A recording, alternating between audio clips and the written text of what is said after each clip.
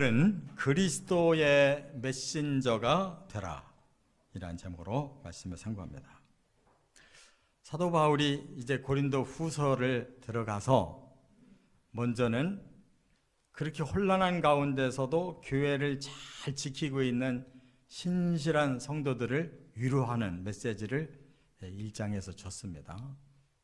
그리고는 사도 바울이 세 번째 편지를 보냈었는데 거기에 대해서 사람들이 오해가 있었다라는 말을 또 전해 듣고 대단히 괴로운 마음으로 이제 그 서신을 쓰게 됩니다. 그런데 결국 그 문제는 잘 해결이 된 거예요.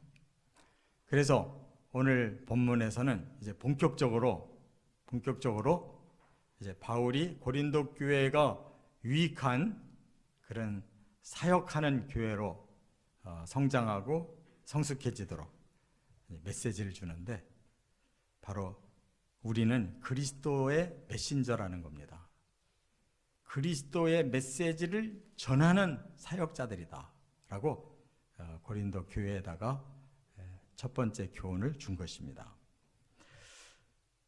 사도 바울이 지금까지 자신이 한 사역이 메신저의 사역이었습니다.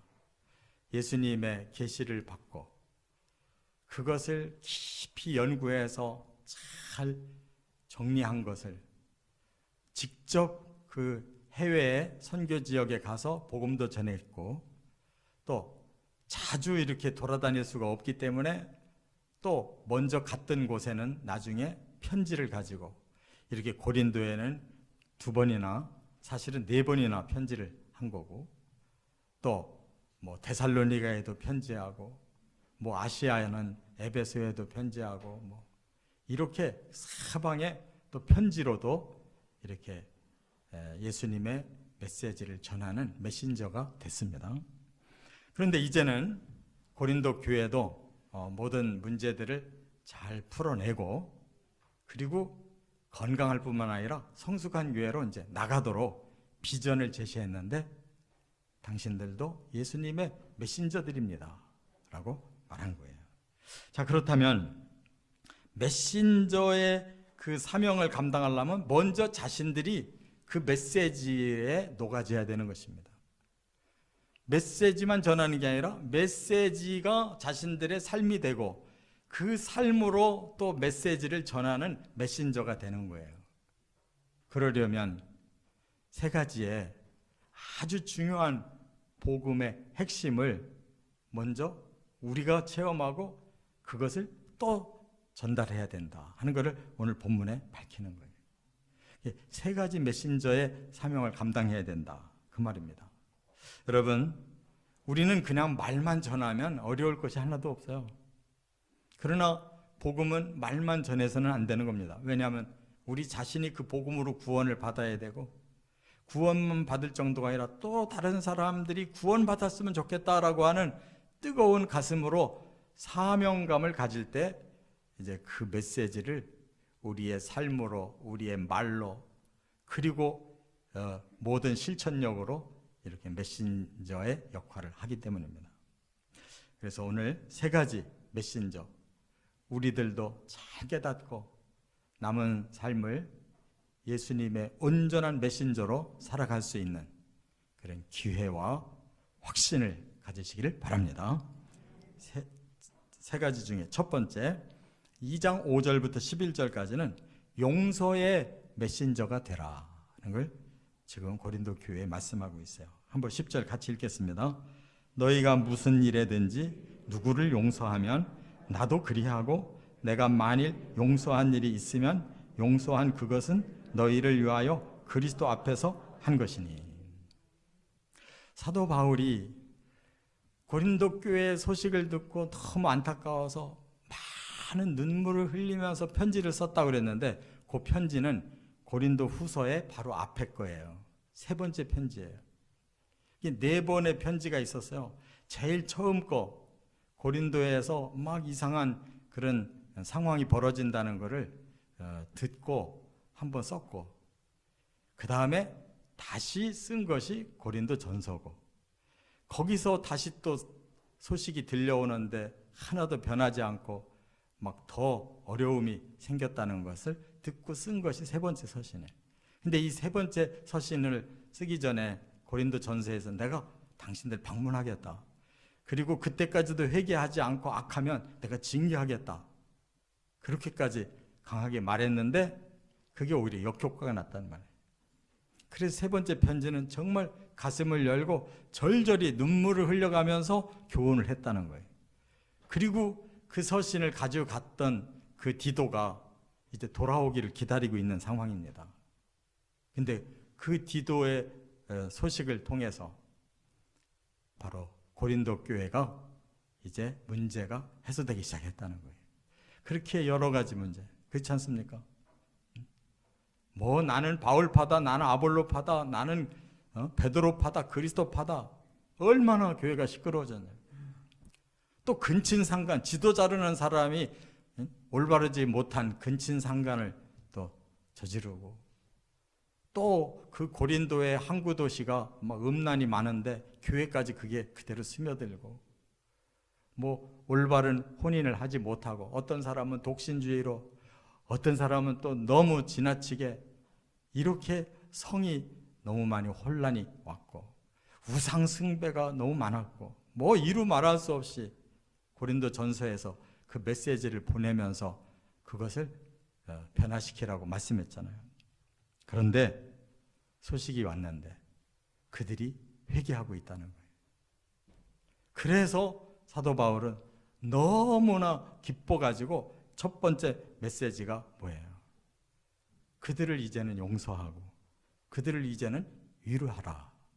이 메시지를 전하면서 여러분들이 그 피해 당사자들이지만 여러분들이 용서한다면, 나도 그렇게 억울하게 이렇게 당했지만 나도 그들을 용서할 것이다.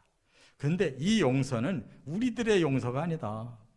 이미 예수님께서 바로 우리들을 용서하기 위해 이 땅에 사람으로 오셔서 십자가 지셨고, 그 보혈을 흘려서 우리를 용서하신 그 용서다. 그러므로 우리의 감정은 아직도 다 해소되지 않았지만 우리는 예수 그리스도의 용서의 복음을 믿음으로 우리는 용서할 수 있다. 그리고 오히려 그들이 이제 다시 더 어려움을 겪지 않도록 이제는 우리가 위로해 줄 필요가 있다라고 가르쳐 주는 거예요. 이 세상은 회개가 없고 용서가 없어요. 그러나 우리 하나님의 진리 안에 들어온 성도들에게는 회개가 있고 그 다음 용서가 있다는 사실 깨달으시기 바랍니다. 여기서 사람들은 화해가 이루어지고 여기서 구원이 시작되고 변화가 일어나는 거예요. 바로 그 복음의 진리는 계속 사람을 변화시키고 성령의 역사는 그 사람을 체험시키도록 만들어 가는 것입니다. 근데 세상은 이것이 안 돼요. 회개한다고 해도 다 거짓된 회개를 하고 위장 회개를 합니다. 그러니까 진심이 전해지지 않는 거죠. 그 다음에 또 그 회개에 대해서 받아주고 진심으로 용서할 줄을 알아야 되는데 세상은 용서가 없어요. 요즘 그냥 매스컴 듣기가 싫어요. 아예 저는 막 돌려 지금 다른 데로. 뉴스 좋아하던 사람인데 뉴스를 들으면 그냥 아주 마음이 괴로워요. 도대체가 그런 사람들이 나중에 이 나라를 이끌고 가겠다니 서로 죄를 잔뜩 고발해가지고 그거를 결코 또 용서 못한다고, 그러니 어떻게 이 세상이 돌아가겠습니까? 역시 사탄이 지배하고 있는 세상이에요.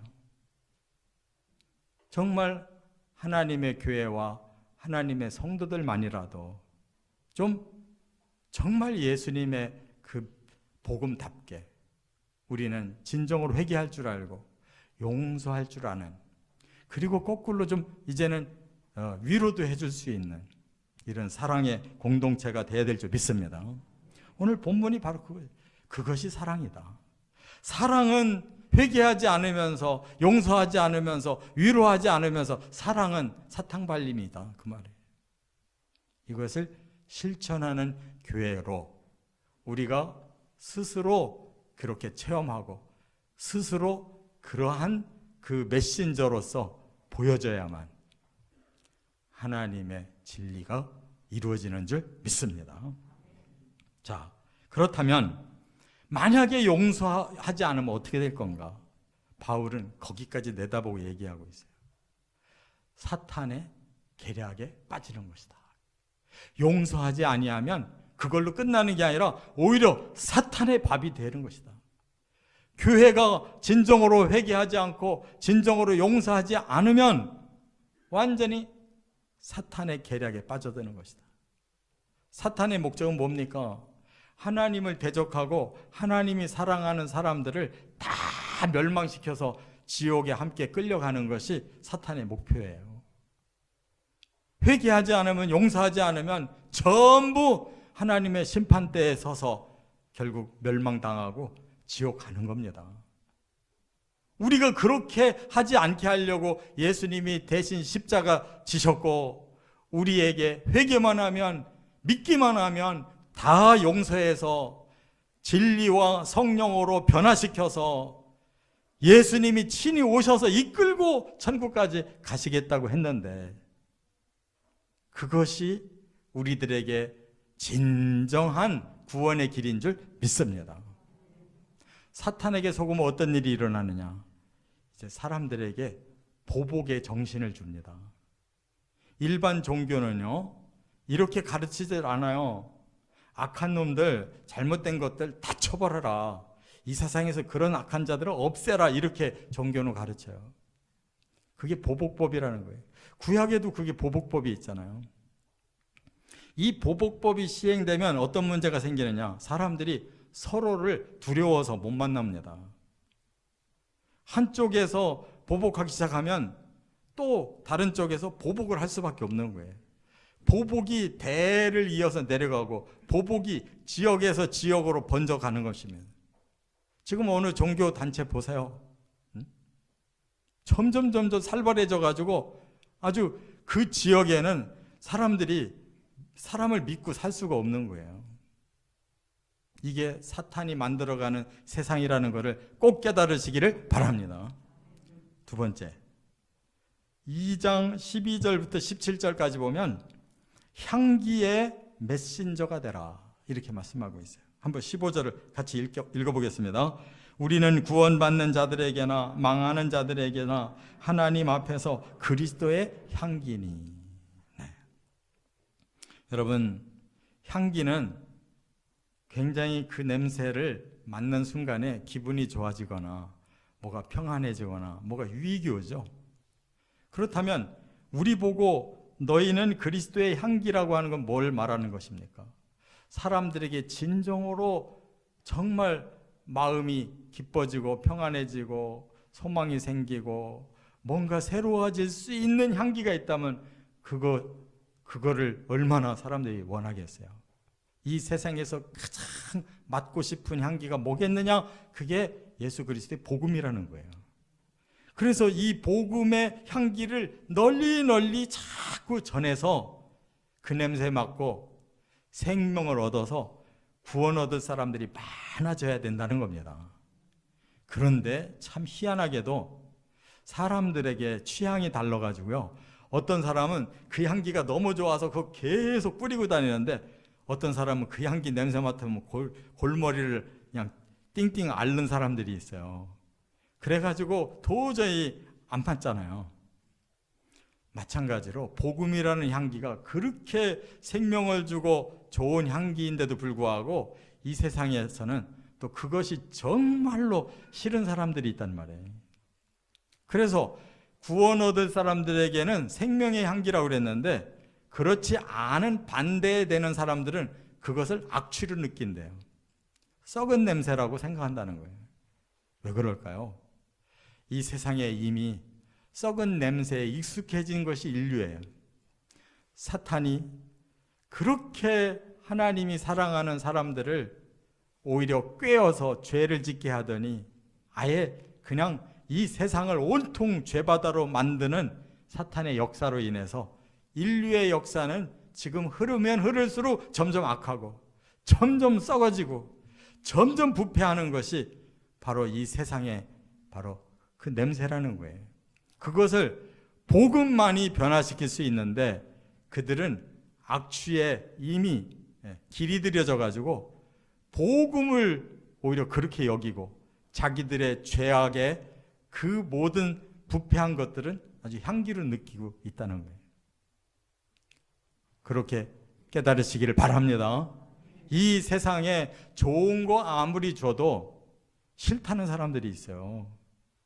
그게 바로 영적으로 사탄에게 매여서 죄를 아주 즐겁게 지고 죄로 자기들의 욕망을 채울 수 있는 삶이 최고인 줄 알아요. 그냥 온통 세상은 부자 되라, 돈 많이 벌어라, 뭐 어떤 짓을 해서라도 그냥 한 방에 다 해 먹으라고 이렇게 가르치고 있잖아요.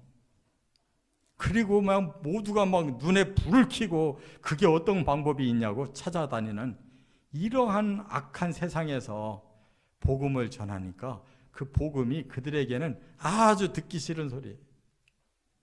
그래서 썩는 냄새로 받아들인다는 거예요. 여러분, 그럼에도 불구하고 복음의 향기는 널리 퍼져서 그 마음속에 생명을 사모하는 자는 반드시 그 향기를 맡아야 구원받게 될 줄 믿습니다. 그런 악한 사람 많다고 해서 복음의 향기를 중단하면 생명을 얻고 싶고 그것만 맡으면 구원받을 기회가 있는 그것까지도 다 끝나버린다면 우리는 너무너무 안타깝지 않느냐 그 말이에요.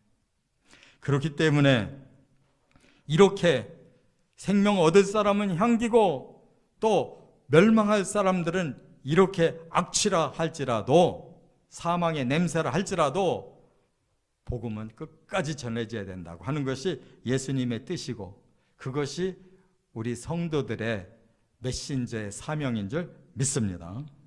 그렇기 때문에 이 세상은 다 둘로 나눠져 있어요. 우리는 복음의 향기로 변화가 되고 살아갈 때 의로워지지만 세상은 여전히 불의하잖아요. 우리는 복음의 향기를 맡고 변화되면 선해지지만 세상은 여전히 악하잖아요. 우리는 복음의 향기로 거룩해지지만 세상은 여전히 더럽잖아요. 이런 현장이 바로 이 세상이라는 말이에요. 그러나 우리는 언제까지나 이 세상에 있는 게 아니에요. 성령으로 거듭나고 이제 예수님 다시 오시면 우리는 영원한 향기가 가득한 완성되는 천국에 갈 것입니다.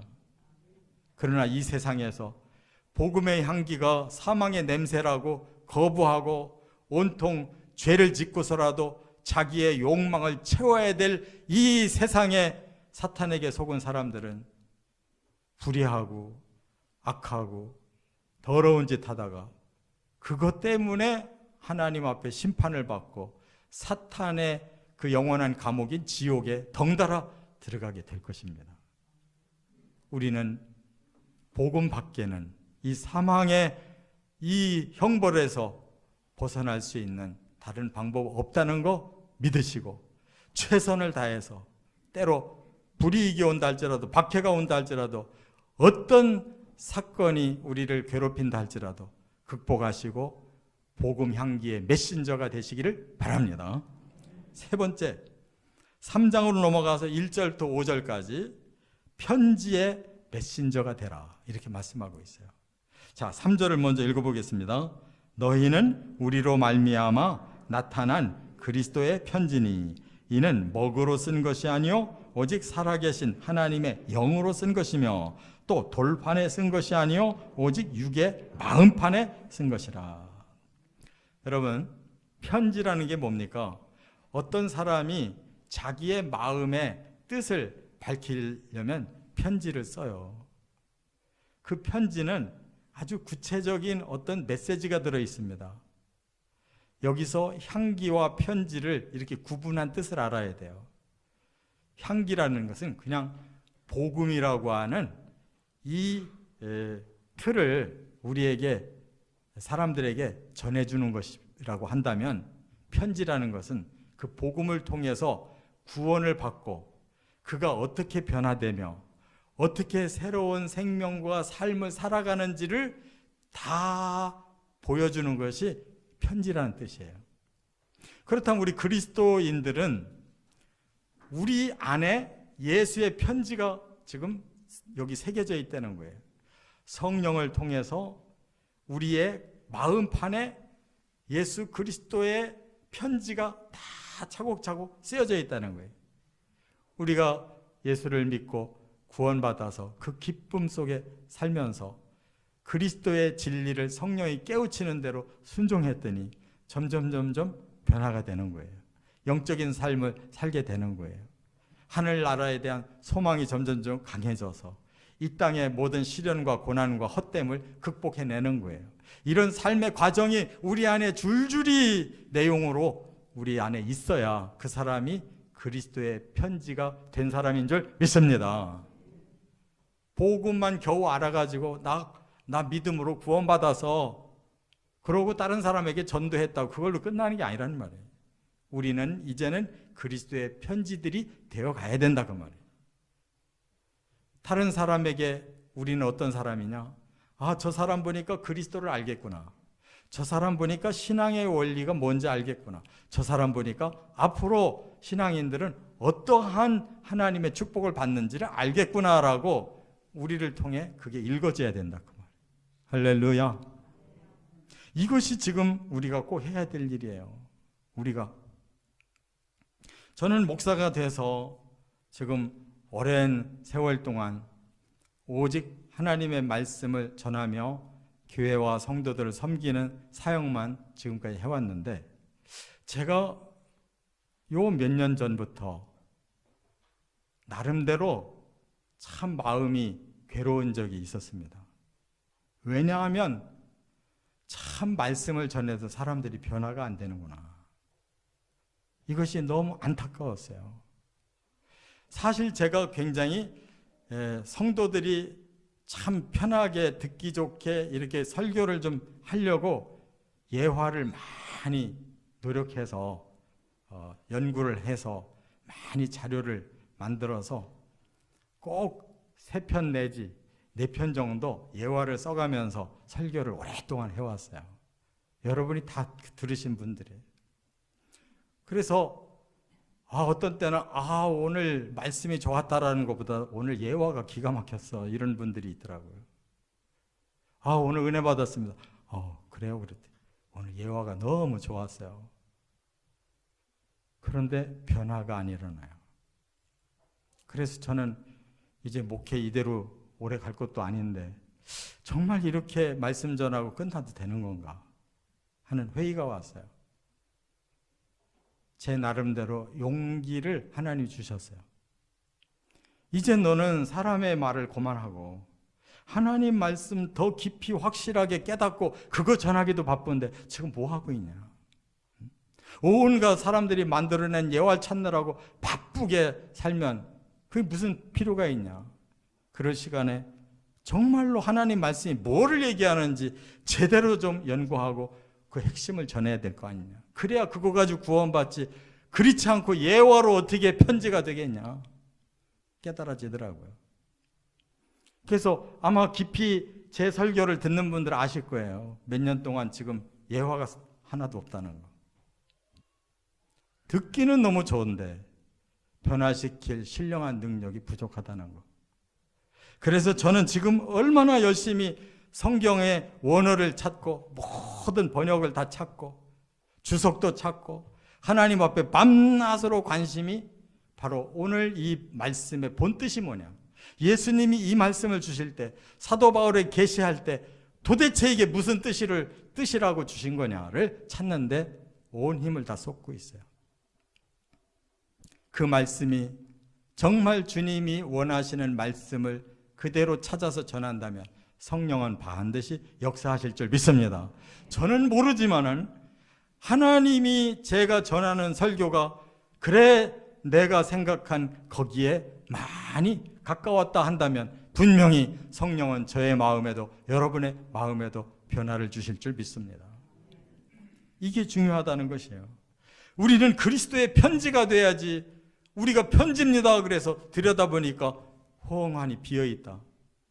너무 엉성해가지고 내용이 뭔지를 모르겠다.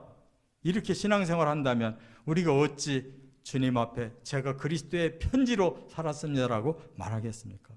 이런 모습으로 다른 사람이 보고 당신 믿는 예수가 그 안에 안 계시구나.